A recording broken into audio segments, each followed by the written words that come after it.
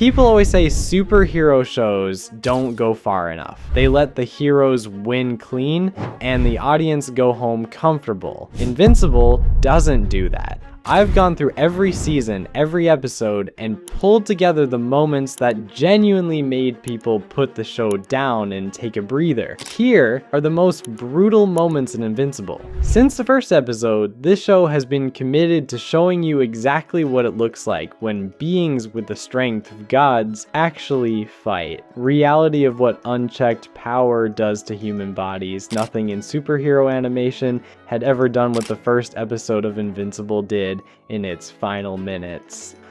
For most of the episode, you're watching a fun, optimistic show about a teenager getting superpowers. Who's finally getting his powers? Are you sure? If you're up for it, I'll make some time tomorrow for training. Mark Grayson trains with his dad, cracks jokes with his friends, and starts to figure out what being a hero means. It's warm, it's hopeful. The show borrows the visual style of early 2000s Saturday morning cartoons, deliberately building a false sense of safety in the audience. You're comfortable. You think you know what kind of show this is, and then the scene cuts to the Guardians of the Globe, Earth's most powerful superhero team, getting a distress call and gathering at their headquarters. Darkwing, why did you call us here? Me?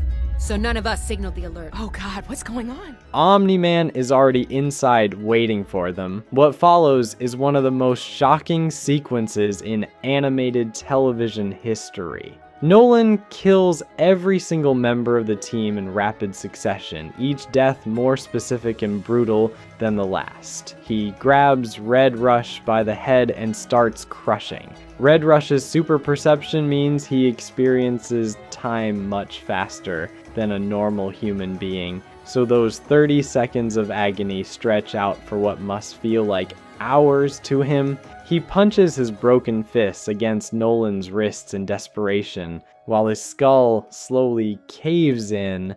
You hear the sounds of it. The show doesn't cut away or soften the audio. Nolan slams Darkwing into the floor so hard the impact kills him instantly. He punches clean through Green Ghost's face. He bludgeons Aquaris with War Woman's own mace, using a teammate's weapon against a teammate. He rips Martian Man's core out of his body with his bare hands. He twists War Woman's neck a full 180 degrees. He punches a hole through the Immortal's stomach before beheading him. The Immortal, a man who survived for millennia, who fought in the Crusades and served as Abraham Lincoln, gone in seconds. The whole massacre takes minutes. The most powerful heroes on the planet assembled in one room, gone one by one, while Nolan barely registers the effort.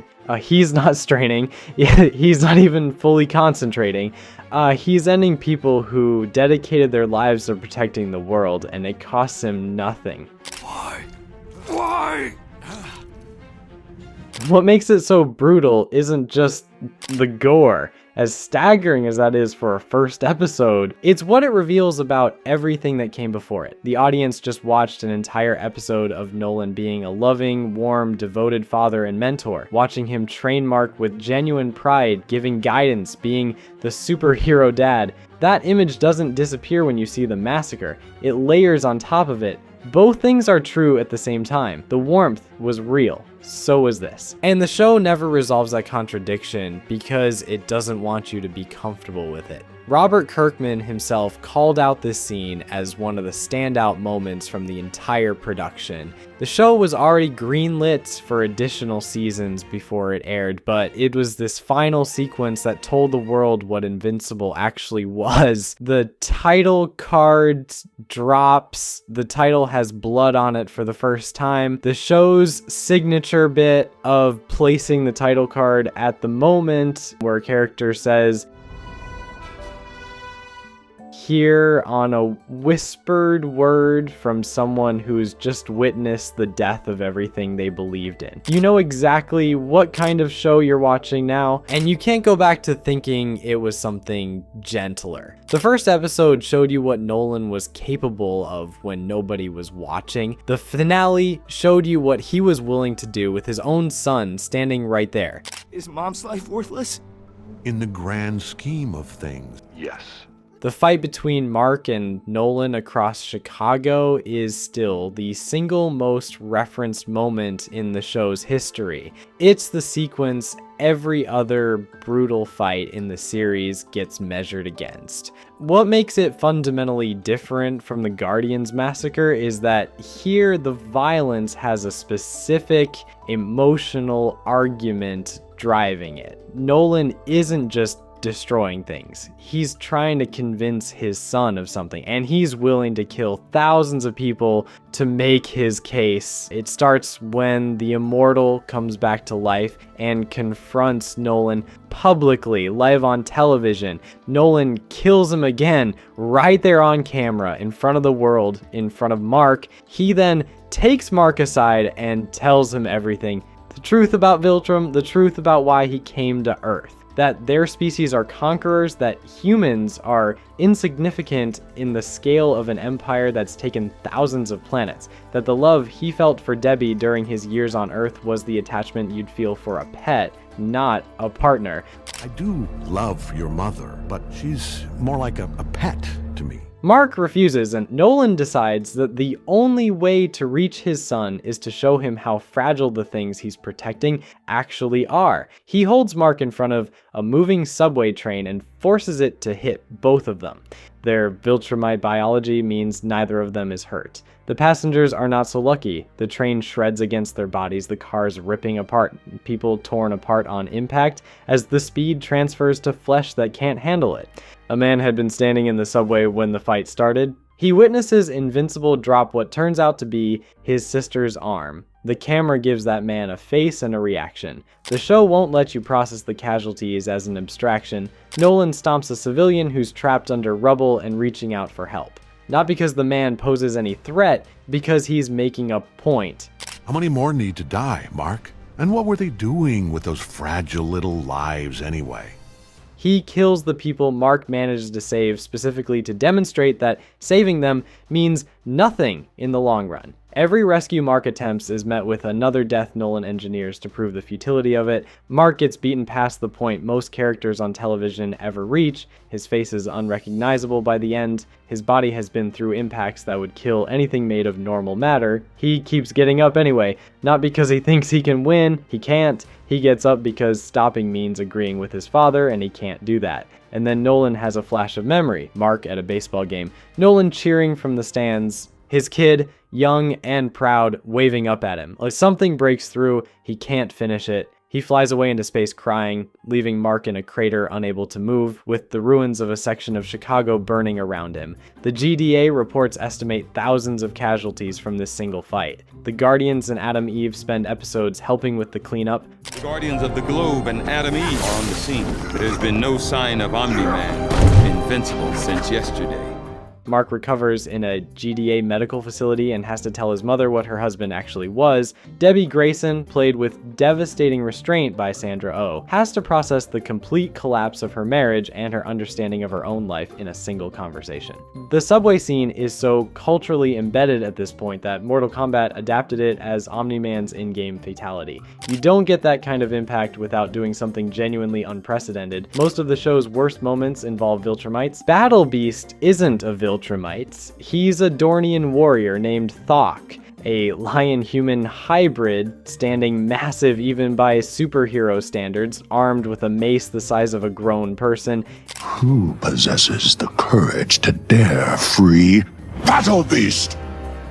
And he shows up in season 1 to do something Invincible never does to its heroes. He makes the entire roster look completely and utterly helpless. The setup involves Mark and Titan going after Machine Head, a crime boss with enhanced muscle on his payroll. The fight against Machine Head's other enforcers goes well enough. The Guardians of the Globe show up to back Mark up. The numbers are on the heroes' side. It feels manageable. Then Battle Beast enters and everything stops working. He doesn't come in angry or escalating. He's calm. He works through the entire team one by one with the unhurried efficiency of someone who's done this across multiple planets and never once found it difficult. Black Samson, a veteran hero who carries the experience of the original Guardians, goes down. Bulletproof, a hero whose whole power is being impervious to damage, goes down. Robot's armor gets dismantled in 2 swings of the mace, like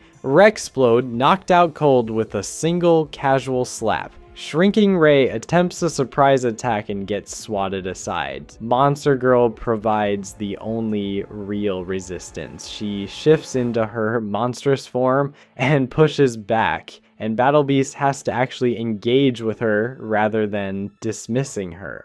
His response is to try to crush her skull between 2 large rocks. She survives. He decides she's still not enough. Then Mark comes at him. Mark, who at this point has already fought Omni-Man, already been through Viltrumite training, is genuinely one of the most powerful beings on Earth. Battle Beast hits him once in the stomach with his mace and Mark drops. He stays down. The fight is over in seconds. Battle Beast looks at all of them scattered across the floor, bleeding, broken, and decides they aren't worth finishing. This battle is beneath me. There is no honor in killing insects. He walks away and leaves the planet. He only lets them live because killing beings this week would bring him no honor. His entire statement on the heroes of Earth is that they are insects and he refuses to waste his time on insects. The Aftermath episode is rough. Mark spends weeks in a GDA medical facility. Black Samson's injuries are severe enough that it triggers changes in his physiology. The whole Guardians team is shaken in a way that competition with human-level villains never managed. What the Battle Beast fight establishes is crucial for everything that comes later. The show has spent 5 episodes carefully building up a sense of what the heroes are capable of. Battle Beast arrives and dismantles that sense in minutes, without breaking a sweat, without any of the weight or tragedy of the Omni-Man fight. At least with Nolan, there's grief and significance, like a Battle Beast just finds them boring. He's the show's way of saying clearly and early, the threats that are actually coming for this world operate on a completely different level, and right now, you're nowhere near ready. This one is different from everything else on this list. The other moments are brutal because of what's done to bodies. This one is brutal because of what it does to a character's understanding of himself. Angstrom Levy has been building toward this confrontation all of season 2. He's a scientist who was trying to merge the knowledge of his alternate selves through a machine when an accident destroyed everything. The explosion killed thousands of his counterparts from other dimensions and left him badly disfigured, with the fractured memories of all of them crammed into his skull. Your brain's scrambled. You've lost track of what memories are yours and which come from the others. They're all my memories! All of them! He blames Mark for being there when it happened. Mark was trying to stop the Mahler twins from killing him. The outcome was catastrophic anyway. The distinction between guilt and responsibility was lost on Angstrom a long time ago. He shows up at the Grayson house, takes Debbie and Oliver hostage, and starts sending Mark through portal after portal into different dimensions. Each dimension Mark lands in is a version of Earth where another Invincible made different choices, and almost none of those choices were good ones. The multiverse of alternate Marks is a parade of violence and conquest and betrayal. Angstrom is forcing Mark to see over and over that what he is capable of becoming is the norm, and who he's chosen to be is the exception. While Mark is being dragged through dimensions, Angstrom is with Debbie and Oliver. He's not careful with them. When Debbie tries to attack him with a lamp, he breaks her arm, almost snaps it off completely. Oliver, still a child in many ways despite his accelerated development, can't do much to help. Mark gets back. He sees his mother's injuries and something in him stops calculating. He grabs Angstrom and flies with him into a desolate, empty, alternate dimension. No cities, no people, no witnesses, and he beats him. Each punch is louder than the last. The sound design in this sequence was deliberately crafted to make you feel the difference between hitting skin and hitting bone 25 hits. You count them with the sound. This doesn't end until you and your family are dead. Stop threatening my family! By the end, the sound has changed completely. Mark thinks Angstrom was enhanced by interdimensional scientists. He assumed he was fighting something that could take it. He wasn't. He looks at what he's done and says, "I thought you were stronger." Thought you were stronger. I had to. I didn't have a choice. I had to kill him. He tried to kill me. He was gonna kill my mom and my brother. What the camera does next is what the sequence is really about. It holds. It stays with Mark standing in the ruins of that empty world with a body at his feet, nobody around to tell him it was justified or necessary or okay. He has to hold what he just did alone, and what he recognizes in real time is that the beating he just delivered uses the same camera angles as what his father did to him in the season 1 finale. The show isn't subtle about the parallel, it wants you to see it. Mark becoming his father in even one moment is the thing the entire series has been building as his deepest fear, and here it happens, accidentally, in the most isolated and private way possible. Angstrom survives. Interdimensional doctors pull him out and put him back together. He comes back in season 3 with an army of evil Invincibles from alternate realities. Go! Destroy everything in your path! Make them fear! Invincible! But the thing that happened in that empty dimension doesn't undo itself. What Mark did to Angstrom is done, and he has to carry the knowledge of who he was capable of being in that moment for the rest of the show. The conquest fight at the end of season 3 is the most sustained period of brutality the show had produced at that point. The fight runs across almost the entire finale episode, moving through cities, destroying buildings, spilling across continents. But the moment that stops most people cold isn't one of the exchanges with Mark. It's what happens to Eve. Conquest is voiced by Jeffrey Dean Morgan. For anyone who watched The Walking Dead, the reunion between Morgan and Steven Yeun, who played Glenn, Mark's voice actor, is deeply intentional. Negan once caved Glenn's skull in with a barbed wire bat. Here, Morgan voices a Viltrumite who arrives to do something arguably worse to a character Yeun loves.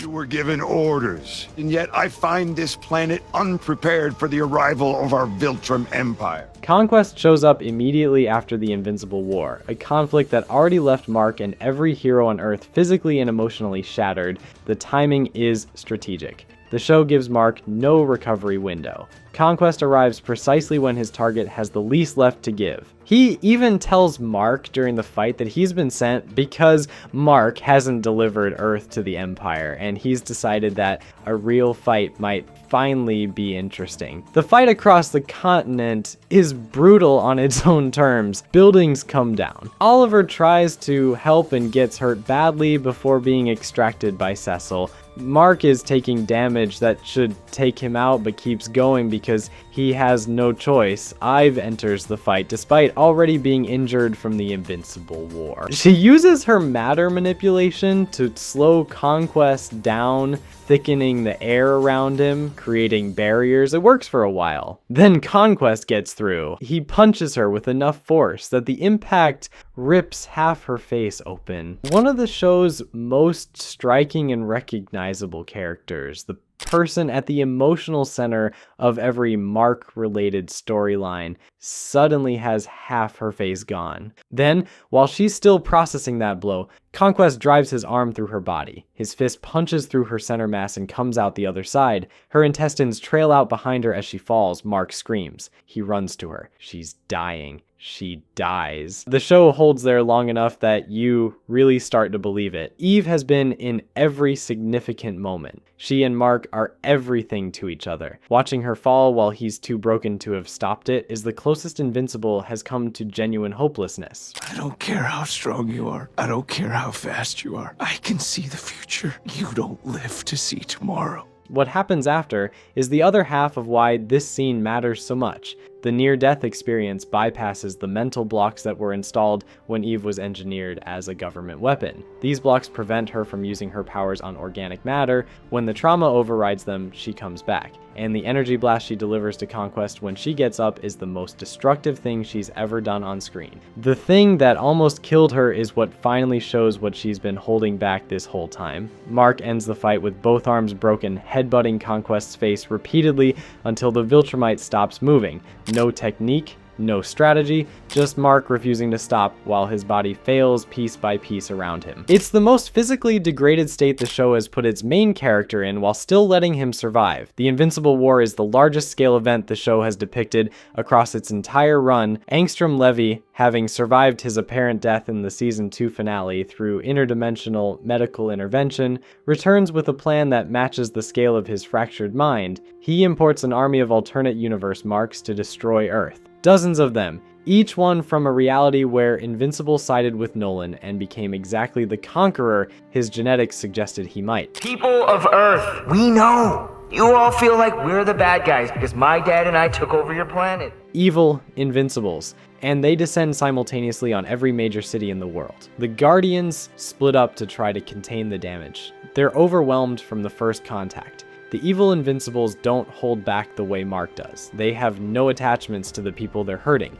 no moral hesitation, no consideration of collateral damage. They're versions of Mark with the Viltrumite part in full control, and watching them work through Earth's heroes is one of the most demoralizing things the show has done. Heroes who've been developed across 3 seasons, characters you've watched grow and struggle and become something, get taken apart in minutes. I know you're in one of these. Let's see if we hit the jackpot. Who the hell are you? Where's the ugly little troll guy? The scale of damage across cities is catastrophic and depicted specifically rather than in convenient long shots that allow you to avoid processing it. Rexplode's death is the gut punch the episode will always be remembered for. By season 3, Rex has become one of the show's most surprising character arcs. He started as the arrogant, casually awful ex-boyfriend who cheated on Eve. Over 3 seasons, he becomes someone genuinely worth caring about. His relationship with Shrinking Ray gives him warmth and stakes. His willingness to step up in impossible situations makes him real. He charges his own skeleton, turns every bone in his body into an explosive, using the kinetic power he can pump into any object applied to himself. He detonates to stop one of the evil Invincibles. He sacrifices himself completely, not in a blaze of glory, but in a quiet, deliberate choice to give the people around him a chance. I've got one thing left. My entire goddamn skeleton. His funeral comes a few episodes later. Eve tries to deliver a eulogy. She can't finish it. The production pairs the moment with a needle drop of Billie Eilish's When the Party's Over, and the combination is one of the most effective pieces of music curation the show has done. Rudy, formerly known as Robot, renames himself Rex at the funeral in Rexplode's honor. It's a tribute and a theft at the same time, in a way that perfectly captures how complicated Robot is as a character. To honor my friend and everything he meant to me, I am changing my name from Rudy to Rex. The civilian casualties from the Invincible War are left deliberately vague in the show, but the implication is catastrophic. Multiple cities, multiple simultaneous battles, heroes overwhelmed. Earth barely survives the episode, and then the episode ends and Conquest shows up in the next one, because the show isn't done with Mark yet. The first Conquest fight at the end of season 3 ended with Mark apparently killing him, and Cecil secretly preserving the body underground in a titanium containment block, hoping to extract intelligence about the Viltrumite Empire. He's in a 400-ton block of tungsten steel alloy 6 miles underground. If he so much as twitches, this whole place explodes. That decision is why the season 4 rematch hits harder than anything before it. It's not a new enemy, it's the same one back because someone made a judgment call, and Mark is the one paying for it. The episode is titled Give Us a Moment, and it aired on April 1st, 2026. The team is on a coalition ship called the Venture, heading out to join the war effort against the Viltrumites. Mark has made peace with going. Eve has decided not to tell him she's pregnant because she knows the news would make him stay. The family has a last dinner together. There are quiet goodbyes. The episode does real character work in its first half before the second half arrives and destroys everything. The Venture gets ambushed and explodes. Mark, Nolan, Oliver, Alan, and Tech Jacket find themselves fighting multiple Viltrumites in open space. Conquest goes after Oliver. Nolan jumps in to protect his son. Mark and Conquest crash down together onto a nearby rocky planet. You're never breathing again.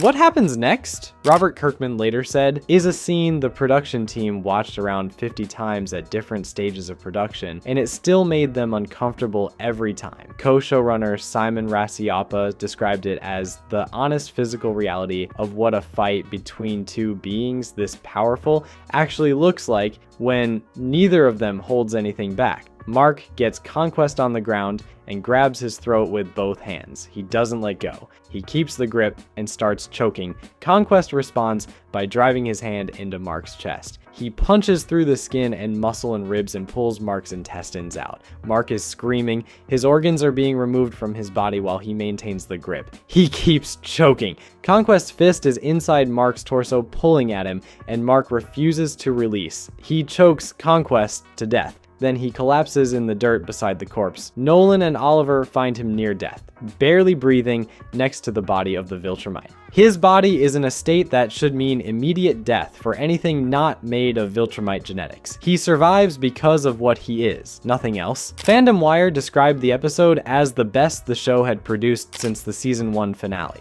The Rotten Tomatoes score for the series sits at 99% as of that episode's release. Kirkman's comment on the fight was simple. People have always wanted Mark to win more fights, and this is how he wins fights. Can you believe people used to complain that I could never win a fight? What people? My fans, okay? The implication is that the audience asking for more victories hadn't fully considered what a victory at this level looks like. Now, they know. Alan and Tech Jacket survive by hiding in the wreckage of the Viltrumite ship that destroyed the Venture. They play video games while they wait for a chance to move. The Viltrumite war has officially begun, and Mark is lying on a foreign planet with his insides on the outside of him. Kirkman also confirmed in the same production discussion that the Season 4 Conquest fight was designed to be an escalation of every previous brutal moment the show had done. Every section of this list existed to build toward that sequence. The show needed you to have processed all of it before it could show you what the next level looked like. None of these moments are going to be the worst things that happened to him. The comics made that clear. The show is far from done with Mark, or showing the violence that comes with being what he is. If you want the full breakdown of every brutal moment still to come from the comics that the show hasn't touched yet, that video is on screen right now.